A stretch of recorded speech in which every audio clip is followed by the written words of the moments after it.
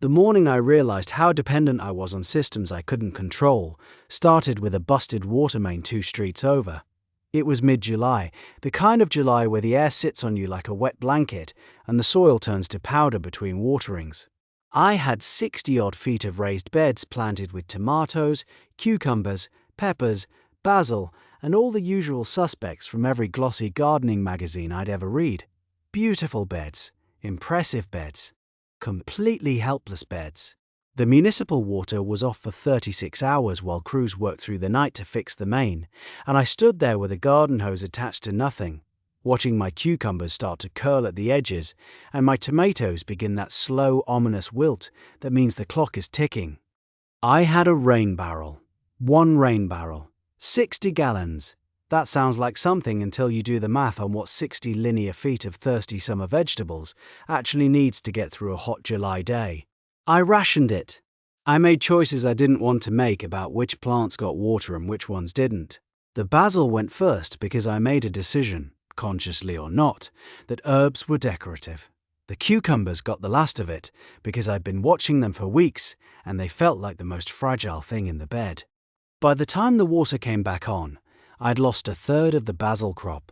The cucumbers never really recovered their vitality, and I'd spent 2 days feeling the specific anxiety of someone who has just discovered that their food production system is built on a foundation they don't control. That was the moment everything changed for me. Not because 36 hours without municipal water is a true emergency. It isn't. But because that 36 hours showed me in the most concrete possible way what my garden would look like if the interruption lasted a week, or a month, or longer. Every plant I'd chosen required consistent irrigation. Every variety I'd selected had been bred for productivity under ideal conditions, meaning reliable water, reliable fertility, and reliable intervention when things went wrong. I had built a garden that was spectacular when everything worked, and catastrophic when anything didn't. I had built exactly the wrong kind of garden. The problem wasn't my soil. The problem wasn't my climate. The problem wasn't even my plants in isolation. The problem was that I had selected every single plant on the basis of what I wanted to harvest, rather than on the basis of what the plant could survive without my help. That distinction sounds minor until the water goes off. Then it sounds like the only thing that matters. What followed that summer was 3 years of systematic replacement, research, and field testing to answer one specific question: if the taps run dry and stay dry, which plants keep feeding you anyway? What I found was that the answer to that question is not a random collection of drought-tolerant plants. It's a system. 7 specific crops that together cover your caloric and nutritional needs through summer. Drought, stay productive without irrigation infrastructure, and actually perform better under stress than they do when you're coddling them. These aren't survival plants in the grim, joyless sense. These are plants that have been feeding people through droughts, wars, famines, and infrastructure collapses for thousands of years, and they will absolutely keep feeding you when the taps run dry. Let's start with the one plant that should be the anchor of any water-independent garden. Amaranth, Amaranthus cruentus, and its close relatives, is simultaneously a grain crop, a leaf vegetable, and one of the most drought-adapted food plants ever cultivated. Amaranth evolved in the semi-arid highlands of Mexico and Central America, where rainfall is seasonal, soils are thin, and summer temperatures regularly exceed 100 degrees Fahrenheit. The Aztec Empire was partially built on amaranth. That is not a coincidence. When civilizations choose their staple crops based on actual survival conditions rather than ideal conditions, they choose plants like this. 1. The mechanism behind amaranth's drought tolerance is its C4 photosynthesis pathway. Most vegetables use C3 photosynthesis, which loses water through a process called photorespiration during hot, bright conditions. C4 plants have evolved a way to concentrate carbon dioxide internally, which means they can keep their stomata partially closed during peak heat hours and still photosynthesize efficiently. In practical terms, this means amaranth continues growing during the same conditions that make your tomatoes shut down and your squash wilt by noon. The hotter and brighter the day, the more productive the relative difference becomes between amaranth and conventional vegetable choices. For drought conditions specifically, Amaranthus cruentus variety, red garnet, and Amaranthus hypochondriacus variety, plainsman, are the two I recommend without hesitation. Red garnet produces edible leaves continuously from 6 weeks after planting until frost, while simultaneously developing a grain head that can yield between 1 and 2 pounds of seed per plant in a dry year. Plainsman was developed specifically for semi-arid grain production and produces seed heads 18 to 24 inches long, which makes harvest straightforward even without specialized equipment. Both varieties tolerate soil pH from 6.0 to 7.5, require no supplemental fertilization if your soil has any organic matter at all, and survive on as little as 10 inches of annual rainfall once established. Plant Amaranth after your last frost date in a location that receives full sun. Direct sow the seeds at a depth of 1/4 inch, spacing plants to 18 inches apart in rows, 30 inches apart. The seedlings establish quickly and require watering only for the first 2 weeks after germination. After that, established Amaranth survives on rainfall alone in most North American climates from spring through fall. A single-season planting of 20 plants gives you continuous leaf harvest through summer and grain harvest in early fall, with seed production that easily provides next year's planting stock and significant caloric contribution to your emergency food supply. The second crop in this system is one that most gardeners in the developed world have almost entirely forgotten: cowpeas, specifically Vigna unguiculata. If you know this plant at all, you probably know it as black-eyed peas or southern peas. But the cowpea complex includes hundreds of varieties adapted to every drought condition from the Sahel to the Sonoran Desert. This is not an accident. Cowpeas originated in sub-Saharan Africa, where summer temperatures routinely exceed 110 degrees Fahrenheit, and where a season might produce 8 inches of rain or 4 inches of rain, with no reliable prediction in advance. The plant evolved to deal with that uncertainty. It grew a deep taproot capable of reaching subsoil moisture that shallow-rooted crops can't access. It developed a heat-tolerant, nitrogen-fixing relationship with soil bacteria that allows it to feed itself and improve the soil without any amendment from you. The nitrogen fixation piece is critical in an emergency garden context. When the taps run dry, fertilizer application usually stops too. Most vegetables show immediate decline when nitrogen availability drops. Cowpeas actively improve their nitrogen situation as the season progresses, meaning the second half of a cowpea season is often more productive than the first half, which is exactly the opposite of how most annual vegetables behave under stress. Iron and clay is the variety most commonly used as a cover crop, but for food production, I recommend Mississippi Purple or Whippoorwill. Mississippi Purple produces tender sweet pods over a 60-day period and tolerates soil pH from 5.5 to 8.0, which means it grows in the acidic soils of the southeast and the alkaline soils of the southwest with equal indifference. Whippoorwill is an heirloom variety with exceptional drought tolerance that has been documented performing in conditions as dry as 6 inches of rain over a full growing season. Both varieties survive temperatures up to 105 degrees Fahrenheit during flowering, which is the stage at which most legumes abort their flowers and stop producing. Plant cowpeas directly in the garden after soil temperatures reach 65 degrees Fahrenheit. Space seeds 3 inches apart in rows 18 inches apart and thin to 6 inches. After emergence, do not add nitrogen fertilizer of any kind to cowpea beds.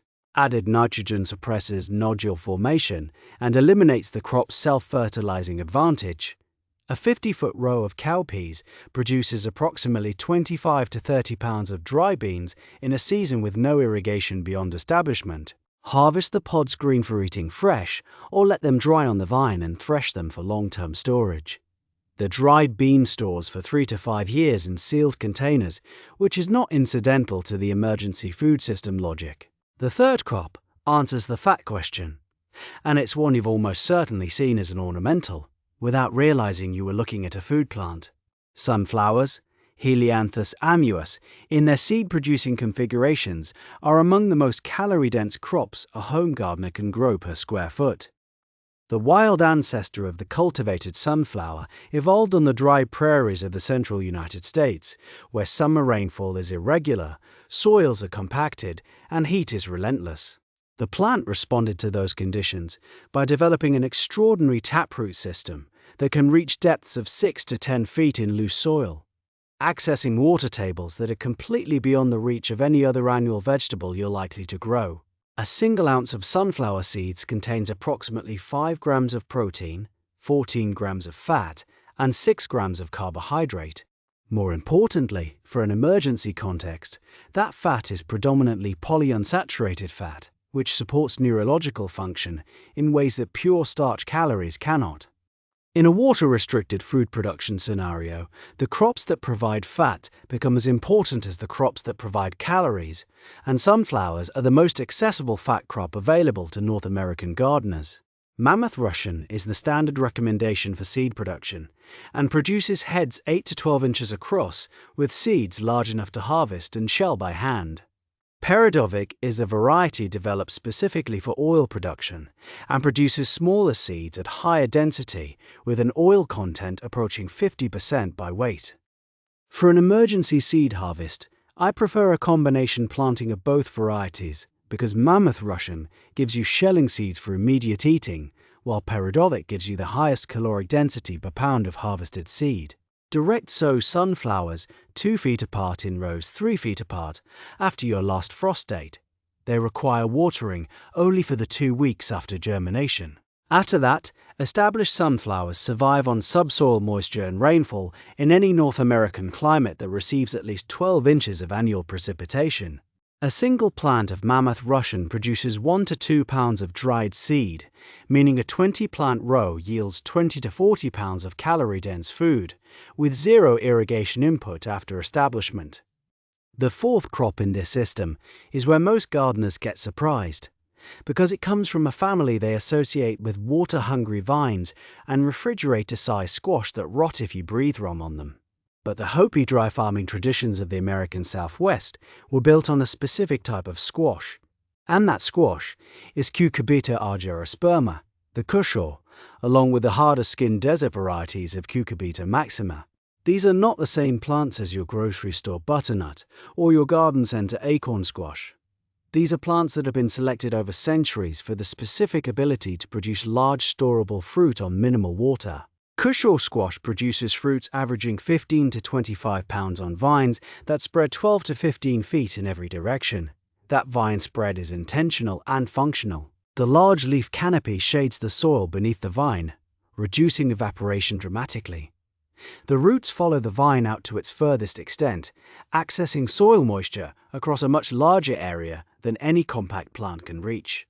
The combination means that Kushaw vines, once established, function as their own mulch system and their own irrigation management system simultaneously. Pennsylvania Dutch crookneck and greenstripe Kushaw are the 2 varieties I recommend for dry condition food production. Pennsylvania Dutch crookneck stores for 12 to 18 months at room temperature without any processing required, which is a practical consideration that matters enormously in an emergency food system. Green-striped Kushaw is the more drought-tolerant of the 2, documented in Hopi dry farming trials, producing mature fruit on as little as 7 inches of rainfall during the growing season. Both varieties tolerate soil pH from 5.5 to 7.5 and require no fertility amendment in soil with reasonable organic matter content. Sow Kushaw seeds 2 weeks after your last frost date. 2 seeds per hill, with hills spaced 6 feet apart. Hill planting, meaning a raised mound of soil roughly 12 inches tall and 18 inches wide, concentrates fertility and improves drainage around the developing root system.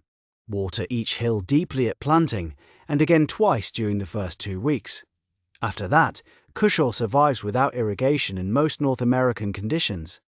A 10-hill planting produces 200 to 400 pounds of storable fruit by fall, providing caloric reserves that extend your food production into the following spring, without any preservation infrastructure. The 5th crop in this system is where the nutritional picture gets complete, because the previous 4 crops cover calories, protein, and fat with remarkable efficiency, but leave gaps in micronutrient density. Purslane, Portulaca oleracea, fills those gaps in a way that no other drought-adapted crop can match.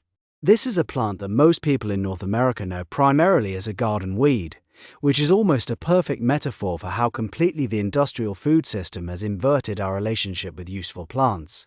Purslane is not a weed that happens to be edible. It is one of the most nutritionally dense vegetables ever analyzed, and its presence in your garden during drought is not an inconvenience to manage. It is your drought-adapted salad crop announcing itself. Purslane contains more omega-3 fatty acids than any other leafy vegetable yet measured. It provides vitamins A, C, and E at concentrations that rival dedicated nutritional supplement crops, and it does all of this while surviving soil conditions that would kill anything else you're trying to grow, including compaction, extreme heat, low fertility, and extended drought. The plant evolved in dry, disturbed habitats across a range spanning Europe, Asia, Africa, and the Americas, which is why it shows up as a weed on every continent. It doesn't need you, but you need it. Golden purslane is the cultivated variety that produces larger, more succulent leaves than the wild type, and is significantly less bitter. Gold Gelber is a European heirloom variety with an exceptional leaf-to-stem ratio that makes harvest efficient. Both varieties grow from seeds scattered on bare soil in full sun, and require nothing more than broadcast sowing and occasional harvest to maintain continuous production throughout the summer. Direct sow purslane after your last frost date by broadcasting seeds over a prepared bed and pressing them into the surface without covering them, as they require light for germination. Thin the seedlings to 6 inches apart after emergence. Once established, purslane requires no watering, no fertilization, and no pest management of any kind. Harvest the top 3 to 4 inches of growth every 10 to 14 days, and the plant branches and regrows continuously until frost. A 4 by 8 foot bed of cultivated purslane provides daily fresh greens for a family through an entire summer with zero irrigation input and zero maintenance between harvests. The 6th crop is the one that addresses a gap in every other drought-tolerant plant system I've encountered. Root vegetable storage combined with genuine drought tolerance. Yacon, Smallanthes longifolius, is a South American root crop from the Andean highlands where soils are poor, rainfall is seasonal and concentrated into a wet season, followed by an extended dry season, and temperatures fluctuate dramatically between day and night. The plant evolved to store a significant portion of its photosynthetic energy in large underground tubers as a survival mechanism against exactly the conditions we're describing. Yacon tubers are composed predominantly of fructooligosaccharides, a type of soluble fiber that passes through the digestive system, mostly unmetabolized by humans, but acts as a prebiotic for gut bacteria. The practical implication of this is that Yacon provides bulk calories and significant sweetness without spiking blood sugar in the way that starchy root vegetables do, which is a meaningful advantage in any food security context where diet quality matters, as well as caloric quantity. The flavor of fresh Yacon tubers is similar to apple crossed with watermelon, which is not a combination you expect from a root vegetable, and which makes them genuinely useful as a fresh food source without any cooking required. A single Yacon plant produces between 5 and 15 pounds of edible tubers per season, depending on soil depth and available moisture during establishment. The plants reach 6 to 8 feet tall at maturity and die back to the ground at first frost, at which point tubers are harvested.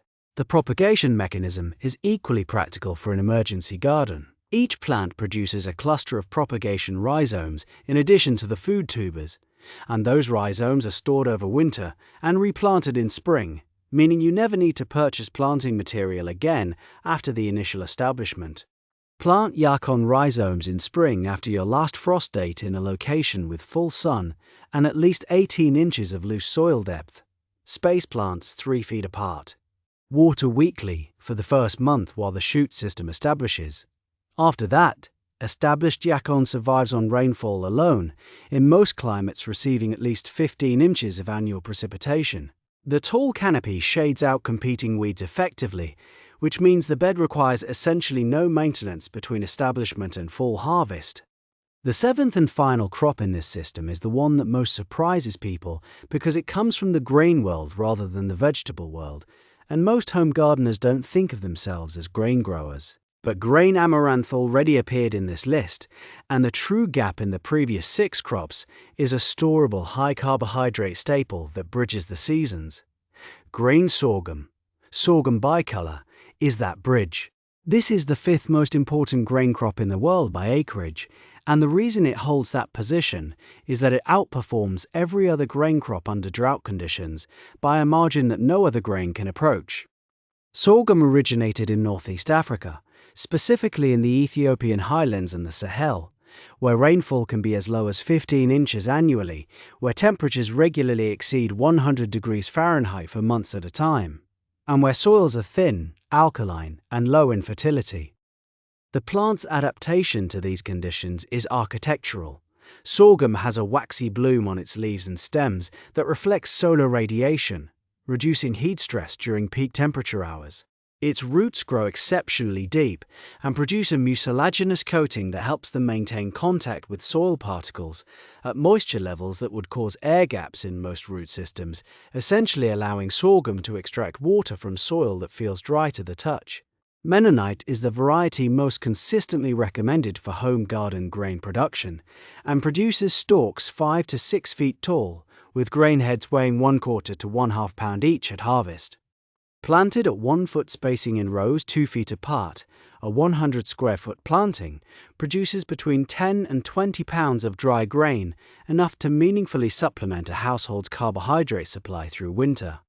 Atlas and Hagari are 2 additional varieties with exceptional drought tolerance that were specifically developed for American dryland farming conditions during the Dust Bowl era, which is exactly the kind of selection pressure we want to see in emergency garden crops.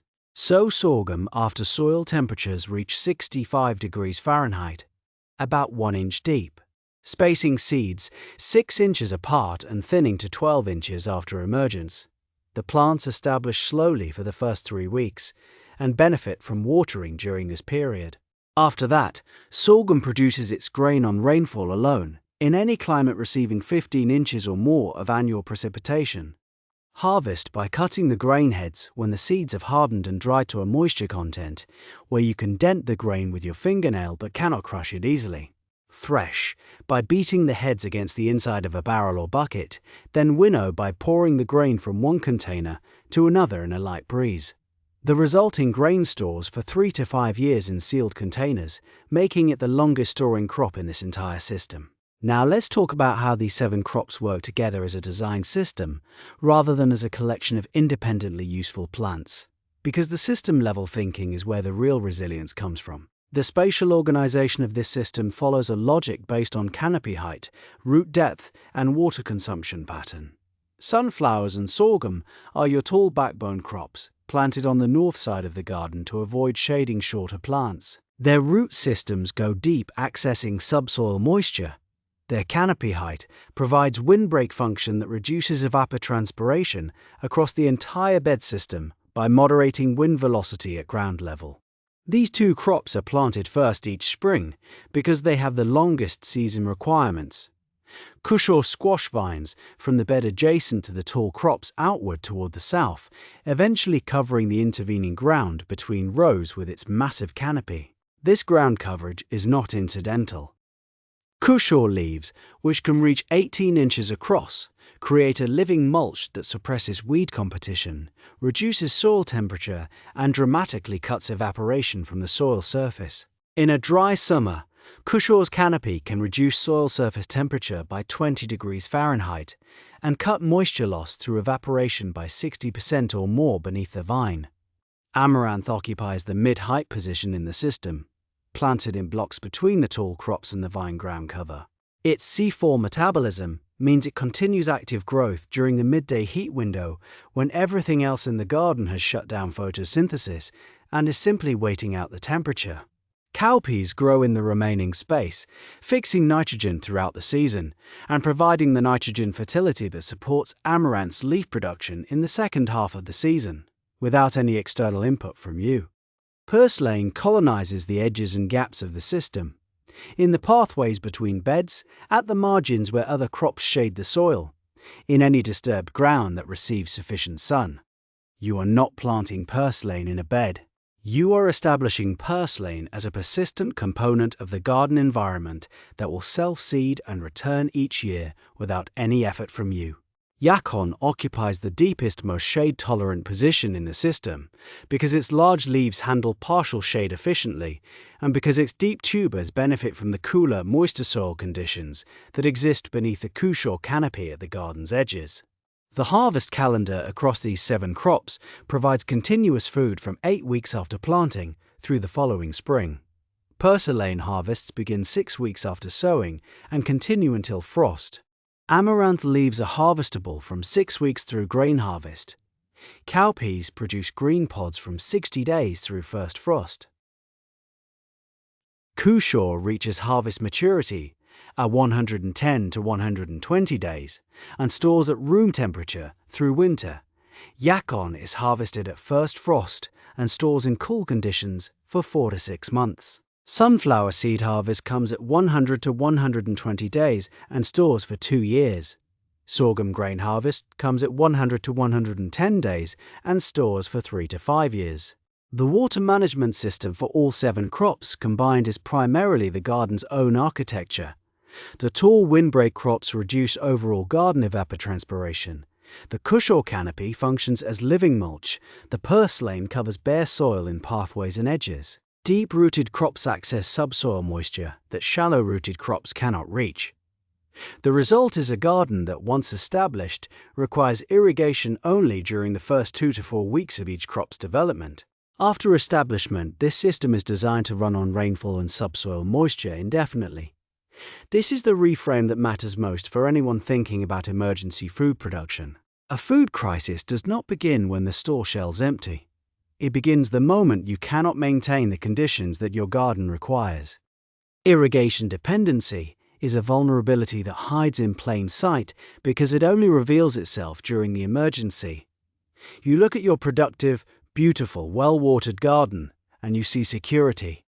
But what you actually have is a system whose security lives in the pipes underground and the pumping station 3 miles away, neither of which you control. Drought resistance is not a limitation. It is freedom. Every drought-adapted plant in this system costs you nothing to maintain during the hottest, driest part of the summer, which is exactly when every other approach requires the most intervention. You do not manage around drought. You build a system that uses drought as its operating condition. Storage without infrastructure is not a compromise, it is a multiplier.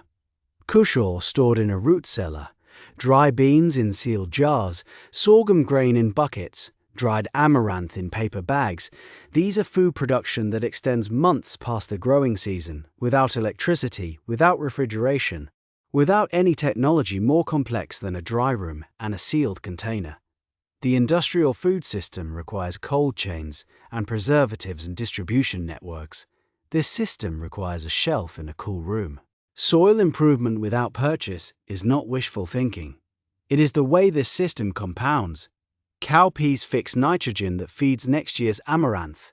Kushaw vines shade and protect next year's soil biology. Purslane builds organic matter in the pathways it colonizes. The system does not deplete its own foundation. It builds it season by season, without any external input required. If you're building your first emergency garden or you're rebuilding after a failure and wondering where to start, drop your location and your specific situation in the comments. Tell me your rainfall, your soil type if you know it, and the single crop you're most concerned about replacing. I will reply with specific variety recommendations and spacing adjustments for your exact conditions, because this system is not a one-size-fits-all prescription. It is a framework that adapts to specific places, and the adaptations matter enormously. The system in one sentence: plant 7 calorie-producing, nutrient-complete, drought-evolved crops in a designed spatial arrangement where tall windbreak grains shade the garden's north edge, vining ground cover suppresses evaporation across the system's middle. Nitrogen-fixing legumes build fertility for adjacent crops, deep-rooted tubers access subsoil moisture the rest cannot reach, and the entire harvest calendar from early summer greens through storable winter grain unfolds without irrigation infrastructure, without purchased fertility, and without any dependency on systems you do not control.